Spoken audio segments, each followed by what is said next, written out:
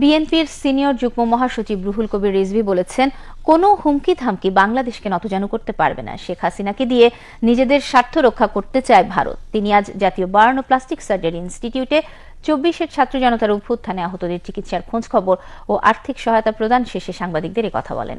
রুহুল কবির রিজভী বলেন, July August নৃশংসতায় জড়িতদের বিচার বাংলার মাটিতেই নিশ্চিত করা হবে। তিনি বলেন, কোনো অপপ্রচার বাংলাদেশের অগ্রযাত্রাকে রুখতে পারবে না। রক্তের দাবি কিনা এই বাংলাদেশকে কেউ মাথা নত করাতে পারবে না। এই বাংলাদেশকে ভয় দেখিয়ে চোখ রাঙিয়ে নতজানু করাতে পারবে না। এখানে অপরাধীদের বিচার হবে, যারা আমার ভাইকে পঙ্গু করেছে, যারা আমার ভাইয়ের হাত কেটে নিয়েছে, যারা আমার ভাইয়ের মুখ উড়িয়ে দিয়েছে, তাদের বিচার বাংলাদেশে হবে। আন্তর্জাতিক অপরাধ ট্রাইব্যুনাল গঠিত হয়েছে। এই অপরাধের সাথে যে সমস্ত আইন শৃঙ্খলা বাহিনী জড়িত, যারা নির্দেশ দিয়েছেন, সেই সমস্ত পিশাচ মন্ত্রী, প্রধানমন্ত্রী থেকে শুরু করে প্রত্যেকের বিচার এখানে নিশ্চিত করতে হবে।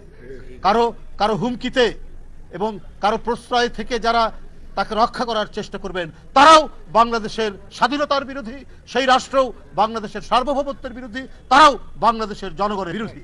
এই বাংলাদেশ নির্মাণ করেছে বাংলাদেশের মানুষ, এই বাংলাদেশকে গড়ে তুলবে বাংলাদেশের মানুষ, এই বাংলাদেশের অগ্রগতি নিশ্চিত করবে এই বাংলাদেশের মানুষ।